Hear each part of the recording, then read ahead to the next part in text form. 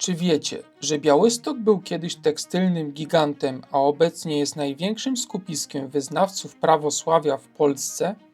Stolica Podlasia ma także m.in. bazylikę połączoną ze starym kościołem farnym, urokliwy, trójkątny rynek Kościuszki z ratuszem, który nigdy nie był siedzibą władz miasta, Pałac Branickich, nazywany polskim Wersalem, cerkiew Świętego Ducha, która jest największą świątynią prawosławną w Polsce, czy cerkiew Aja Sofia, czyli polską wersję legendarnego meczetu w Stambule.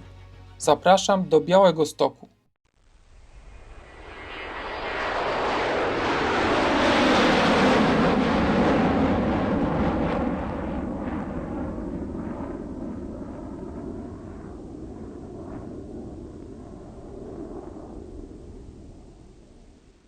Witajcie w Białymstoku, w magicznym mieście na wschodzie Polski z niezwykłym klimatem. Wyobraźcie sobie 1320 rok. Według legendy litewski książę Gedymin zakłada osadę nad rzeką Białą, ale prawdziwy blask nadaje mu w XVIII wieku hetman Branicki, budując pałac, który rywalizuje z francuskimi cudami. Przez wieki miasto przechodzi z rąk do rąk, od Polski przez Rosję po II wojnę światową, gdy staje się świadkiem tragedii getta i sowieckiego terroru. Dziś to tętniące życiem centrum Podlasia. Tu urodził się Ludwik Zamenhof, twórca Esperanto i języka pokoju. Białystok to zielone płuca Polski, z lasami na wyciągnięcie ręki i największą cerkwią w kraju. W swoim filmie skupiłem się jednak głównie na miejskich zabytkach. Gotowi? To zaczynamy! Przed nami wznosi się gigantyczna neogotycka świątynia z cegły. To bazylika archikatedralna w niebowzięcia Najświętszej Maryi Panny, perła Podlasia, zbudowana w latach 1900-1905. To nie jest zwykły kościół. Ona wyrosła jak Feniks obok starej, XVII-wiecznej fary fundowanej przez Piotra Wiesiołowskiego. To unikalne połączenie starego z nowym, gdzie barok spotyka gotyk.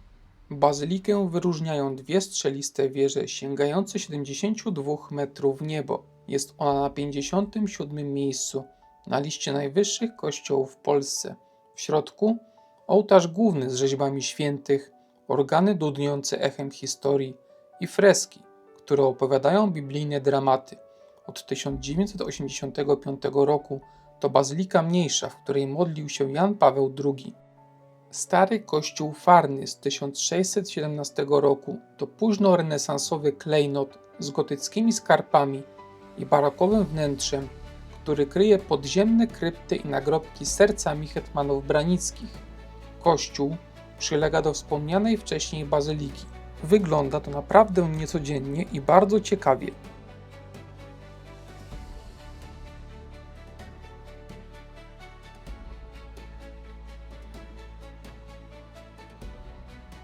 Rynek Kościuszki to serce miasta, pełne gwaru, tajemnic i zaskakujących opowieści.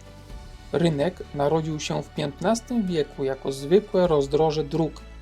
Handlarze z Choroszczy, Wasilkowa i Suraża spotykali się tu, budując domy i warsztaty.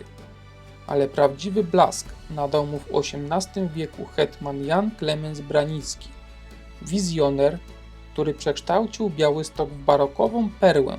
Po wielkich pożarach odbudował rynek w kształcie dwóch nieregularnych trójkątów zwróconych wierzchołkami do siebie. Zdobił go elegancki ratusz z wieżą zegarową, który był centrum handlu.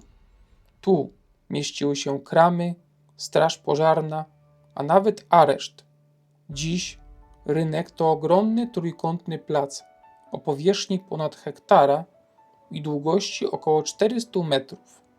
Mniej więcej w połowie przecina go ulica Henryka Sienkiewicza. Nie brakuje na nim urokliwych kawiarni i restauracji. Na rynku znajdziemy takie zabytki jak dawny klasztor sióstr miłosierdzia, zwany też domem świętego Marcina.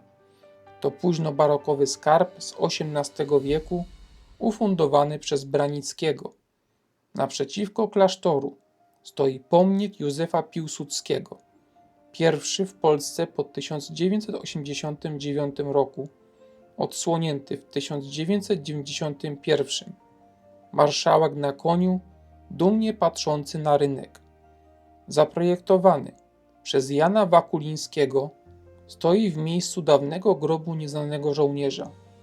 Teraz centrum Astoria, ikona rynku z XVIII wieku. Początkowo austeria dla rzemieślników Branickiego, po pożarze odbudowana jako karczma. W XIX wieku apteka, gabinet dentystyczny, a nawet bar. Po wojnie restauracja PSS Połem, dziś multifunkcyjny kompleks z teatrem, restauracją czy kawiarnią. Fontanna miejska na rynku Kościuszki to wędrująca królowa rynku z końca XIX wieku. Powstała z wodociągami, ozdobiona rzeźbą trzech młodzieńców symbolizujących muzykę, rolnictwo i rybołówstwo.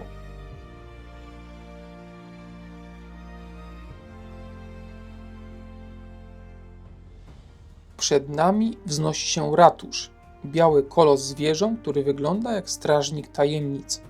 Budynek nigdy nie był siedzibą władz miasta.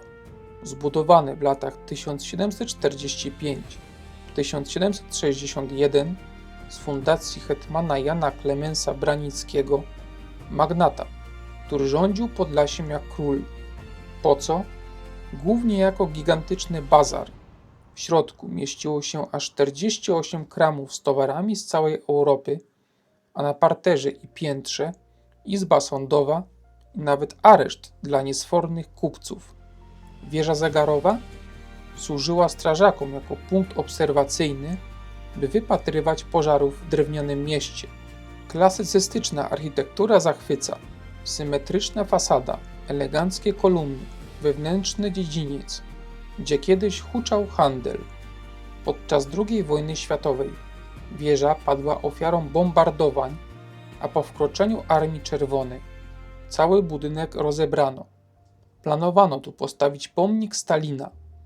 Na szczęście w latach 50. XX wieku odbudowano go według projektu Zofii Chojnackiej z wnętrzami Stanisława Bukowskiego. Dziś to serce Muzeum Podlaskiego. Ponad 120 arcydzieł malarstwa, w tym obrazy z dworu Branickich, jak portrety Olgi Boznańskiej czy Jacka Malczewskiego. Spacerując po salach, czujesz ducha epoki, od barokowych intryg po powojenną odbudowę. Białystok to prawdziwy tygiel kultur. W XIX wieku mieszkało tu aż 69% Żydów, 22% Polaków katolików plus Niemcy protestanci i Rosjanie prawosławni. A dziś miasto nadal pulsuje różnorodnością. Białorusini, Tatarzy, Rosjanie i Polacy żyją obok siebie w harmonii, tworząc unikalny miks tradycji. To nie przypadek, że właśnie tu, w 1859 roku, urodził się Ludwik Zamenhof, geniusz, który wymyślił Esperanto. Chciał, by ludzie mówili jednym językiem i kończyli wojny. Esperanto ma dziś miliony fanów na świecie, a Białystok to jego kolebka. Obecnie Białystok jest największym skupiskiem wyznawców prawosławia w Polsce. W mieście mieszkają także muzułmanie, jest ich ponad 2000. Mieszkańcy Białegostoku i części Podlasia posługują się gwarą białostocką, która spokrewniona jest z dialektem wileńskim. Co ciekawe, w XVIII wieku Białystok stał się tekstylnym gigantem.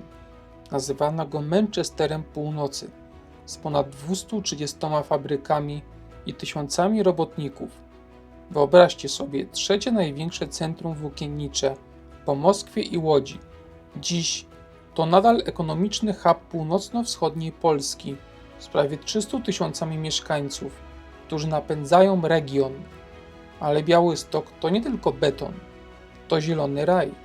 Aż 18% powierzchni miasta pokrywają lasy, co czyni je piątym najbardziej zalesionym w Polsce. Blisko Puszczy Białowieskiej i granicy z Białorusią. To prawdziwa brama na wschód, W 1745 roku założono tu pierwszą w Polsce wojskową szkołę techniczną, a dziś miasto roi się od studentów. Uniwersytet, Politechnika, Akademia Medyczna. Białystok ewoluuje w nowoczesną metropolię, pełną innowacji i zielonych przestrzeni.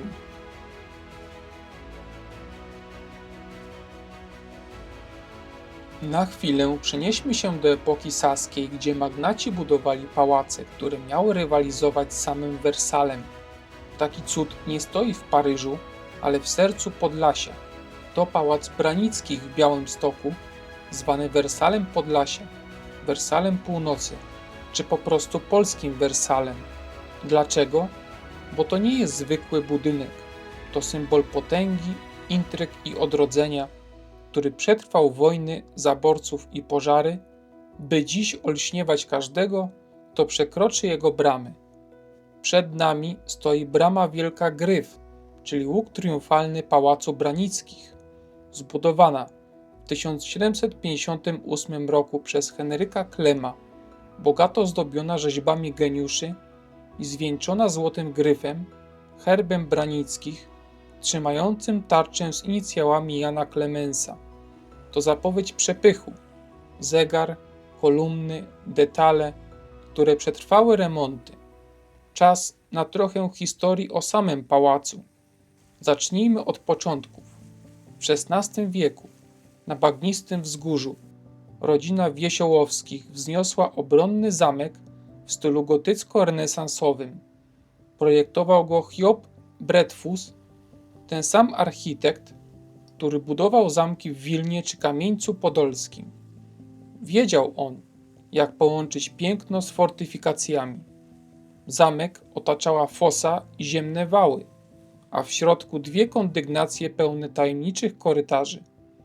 Ale prawdziwa magia zaczęła się w XVII wieku, gdy posiadłość przeszła w ręce rodu Branickich herbu Gryf.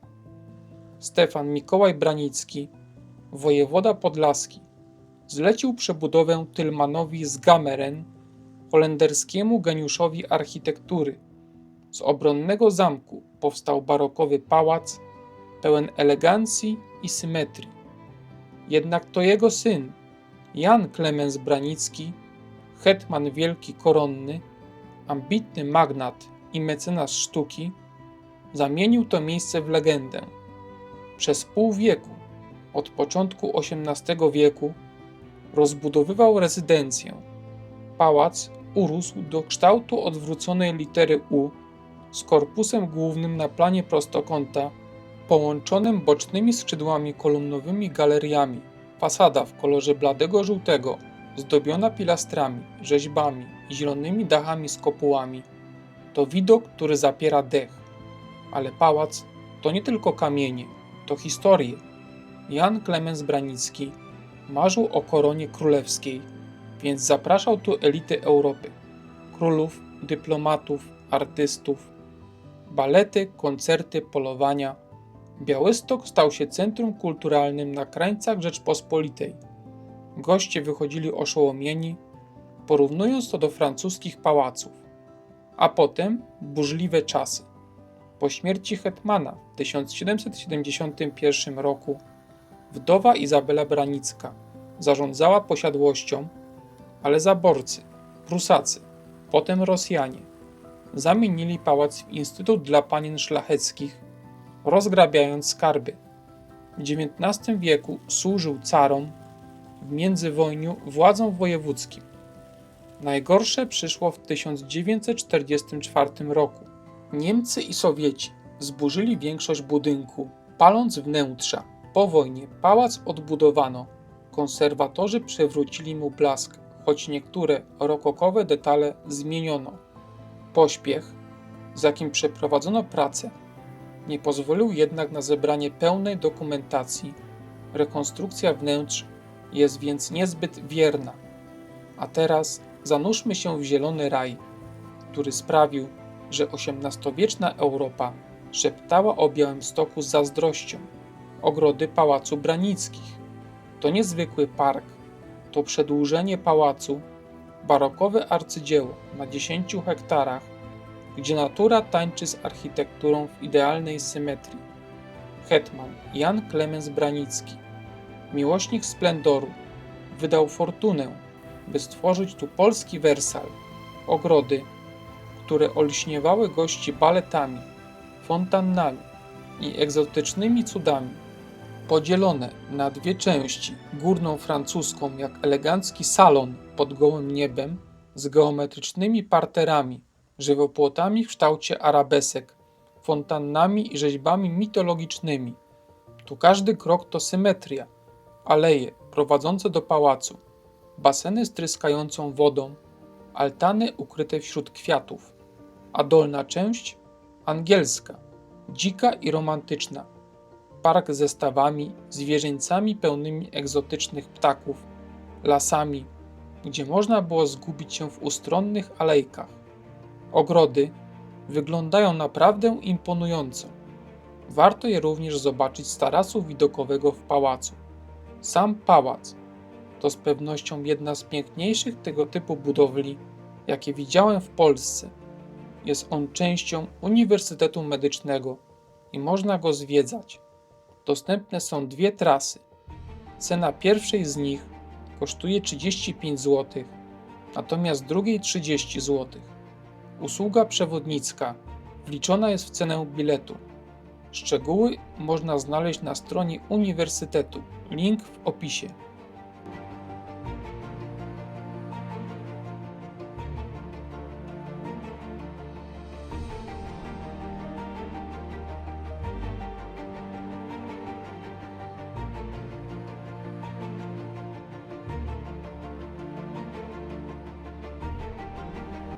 W bliskiej okolicy Pałacu Branickich można znaleźć pomnik Jerzego Popiełuszki, który jest ważnym i symbolicznym miejscem, replikę rzeźby psa Kawelin, który ma nazwę od carskiego pułkownika Mikołaja Kawelina.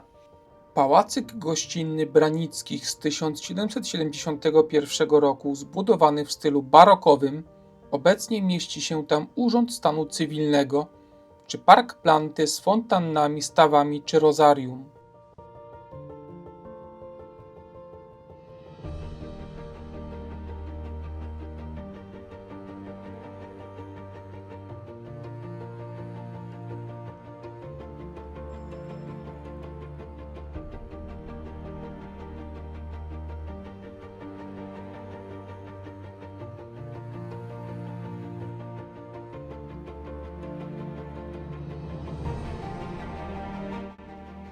Dawna rezydencja Augusta Commichaux to pałac z XIX wieku, gdzie saksońscy fabrykanci budowali imperium włókiennicze.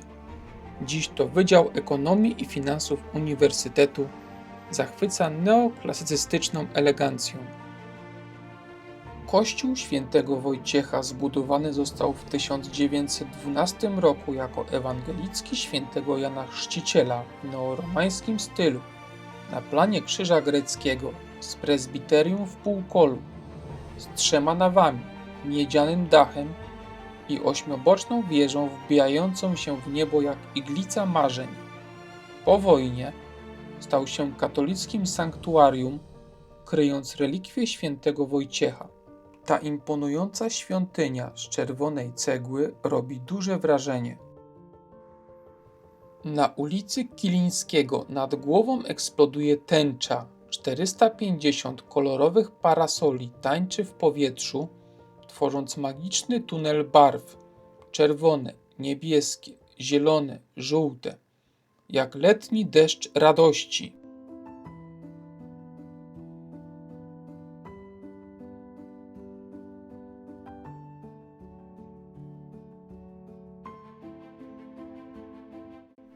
Sobór Świętego Mikołaja Cudotwórcy to imponująca świątynia zbudowana w błyskawicznym tempie między 1843 a 1846 rokiem na miejscu starej unickiej cerkwi z XVIII wieku. Dlaczego tak szybko?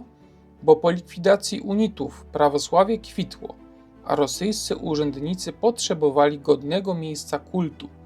Popatrz na klasycystyczną bryłę w kształcie krzyża greckiego, 40 metrów wysokości, z centralną kopułą i wieżą dzwonnicą, która woła wiernych na modlitwę. Wygląda jak portal do innego świata. Biała, elegancka, z detalami, które przyciągają wzrok jak magnes. Ale to nie wszystko. Tu modlił się car Mikołaj II, papież Jan Paweł II i patriarchowie z całego świata.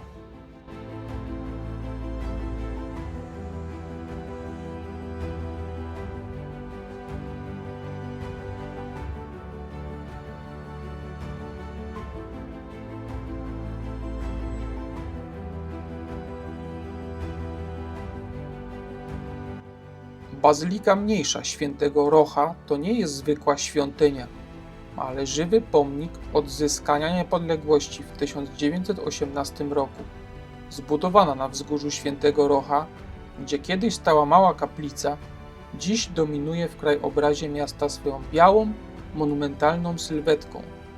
Bazylika ma styl modernistyczno-ekspresjonistyczny na planie ośmioboku z wieżą wysoką na 78 metrów. To daje 28 miejsce na liście najwyższych kościołów w Polsce. Na szczycie figura Matki Bożej Ostrobramskiej skierowana na wschód, jak zorza poranna symbolizująca nadzieję. Całość pełna motywów gwiazd, od fasady po detale. Budowa trwała od 1927 do 1946 roku. Od 2018 roku to bazylika mniejsza, z ukrytym punktem widokowym na panoramę miasta, który jest dostępny za darmo.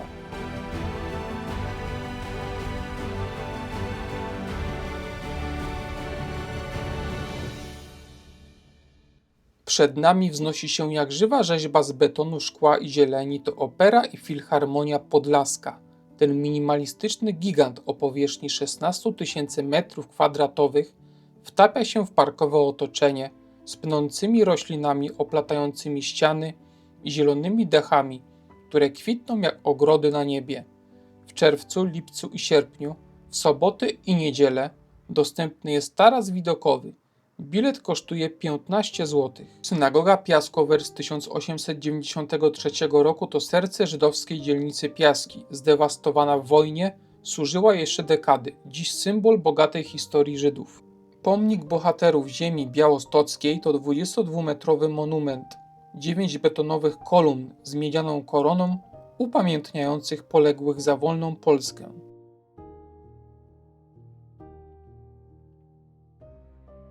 Aleja Bluesa powstała w 2008 roku i jest deptakiem z tabliczkami legend bluesa. Co roku są na niej nowe nazwiska, od polskich muzyków po ikony. Cerkiew Świętego Ducha to największa świątynia prawosławna w Polsce i jedna z największych w Europie. Jej budowa to historia walki z biurokracją. W latach 70. prawosławni wierni desperacko prosili o zgodę na nową cerkiew, bo stare nie mieściły rosnącej społeczności migrantów ze wsi. Odrzucano ich 5 razy, aż biskup Sawa postawił ultimatum i w 1981 roku ruszyła budowa na osiedlu Antoniuk. Parafianie sami nosili cegły, wylewali beton, a świątynię podpalano 3-krotnie. Ukończona w 1999 roku symbolizuje zesłanie Ducha Świętego. Ściany falują jak płomienie. 5 kopuł to Chrystus i ewangeliści. Dolna cerkiew w podziemiach służy na co dzień, a 70-metrowa dzwonnica z mozaikami gra melodie skomponowane w Archangelsku. Cerkiew pomieści 2,5 tysiąca wiernych. Odwiedzali ją patriarchowie z całego świata. To nie tylko budynek, to serce wielokulturowego Podlasia.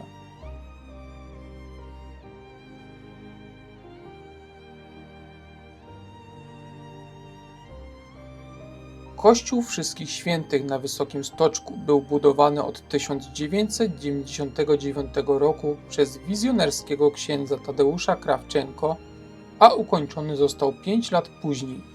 Ta świątynia to neobarok z nutą renesansu i secesji. Warto zwrócić uwagę na elipsoidalną kopułę, która dominuje w panoramie miasta, kontrastującą z białymi ścianami i ozdobioną rzeźbami świętych, które jakby ożywały na fasadzie. Otoczony cmentarzem pełnych kolorowych kwiatów i zieleni, tworzy aurę tajemnicy i spokoju.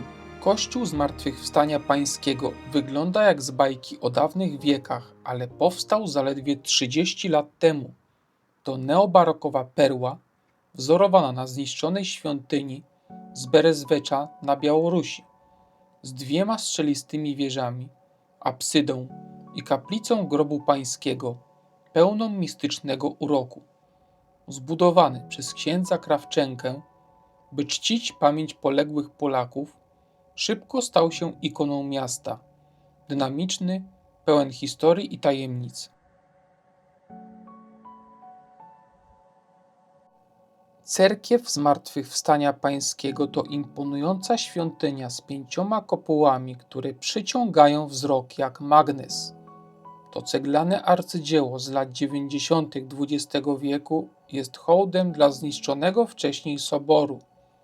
Jej unikalny projekt miesza staroruskie tradycje z podlaskim duchem, tworząc krzyż grecki, który symbolizuje jedność i siłę. Wybudowana w dekadę, przyciąga patriarchów z całego świata. Na Nowym Mieście w Białymstoku stoi olśniewająca cerkiew świętego Jerzego, która wygląda jak z bajki o wschodnich skarbach.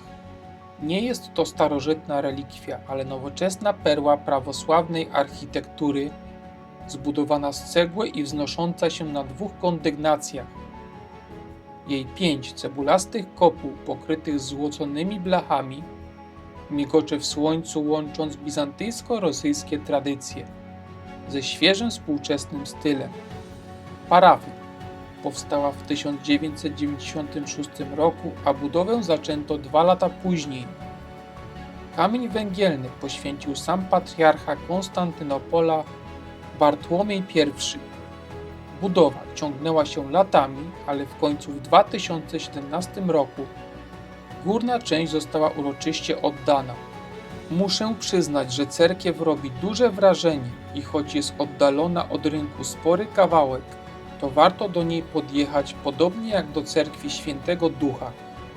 Kościół pod wezwaniem świętego Karola Boromeusza wyrósł jak feniks z marzeń o hołdzie dla Jana Pawła II. Budowa ruszyła w 2001 roku, a 6 lat później wmurowano kamień węgielny poświęcony przez papieża Benedykta XVI. Ta ceglana perła na elipsoidalnym planie łączy renesansową grację, barokowy dramatyzm i secesyjne smaczki z kopułą nad Nawą i 2 wieżami, które sięgają nieba. Czy wiecie, że w Białymstoku wznosi się polska wersja legendarnej Ai Sofii ze Stambułu? To cerkiew mądrości Bożej zbudowana w skali 1:3, by oddać hołd bizantyjskiemu arcydziełu. Budowa ruszyła w 1987 roku, a kamień węgielny położył sam patriarcha Konstantynopola Demetrios I.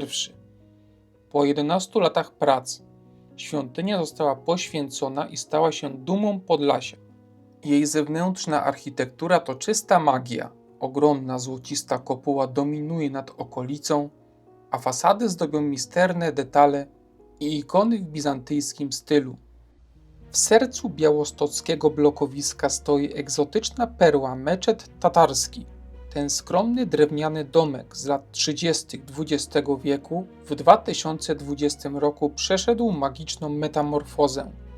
Teraz dumnie wznosi się niski minaret z turecką iglicą, symboliczna kopuła lśni na dachu, a wejście zdobi łuk z arabskim napisem i półksiężycem.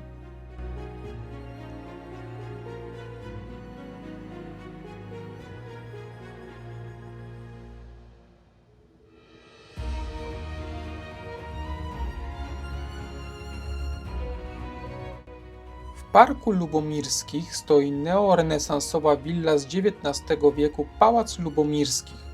Zbudowany przez rosyjskiego barona, kusi białą fasadą z klasycystycznymi kolumnami i asymetryczną bryłą. Obecnie pałac jest remontowany. Ma tam powstać hotel z restauracją, otoczony stawami, gdzie woda odbija jego urok i starodrzewem szumiącym tajemnice przeszłości. W secesyjnym Pałacu Cytronów znajduje się Muzeum Historyczne, które jest oddziałem Muzeum Podlaskiego. Przenieś się do mieszczańskich wnętrz XIX wieku, podziwiaj makietę barokowego miasta z magicznym show świateł i dźwięków, odkryj starożytne monety i tysiące starych zdjęć Białegostoku. Cena biletu normalnego to 14 zł, a ulgowego 7 zł.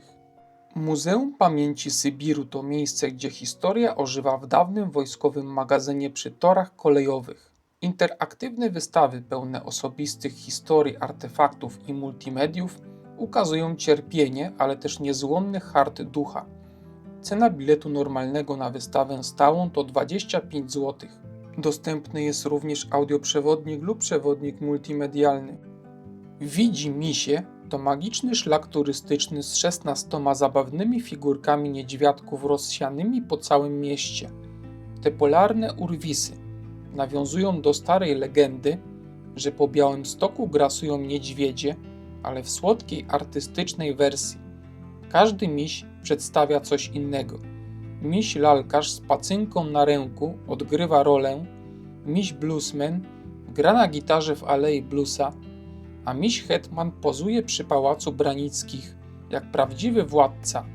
Znajdź też m.in. misia aktora, Mikołaja, studenta, pchającego kulę czy rzeźbiarza.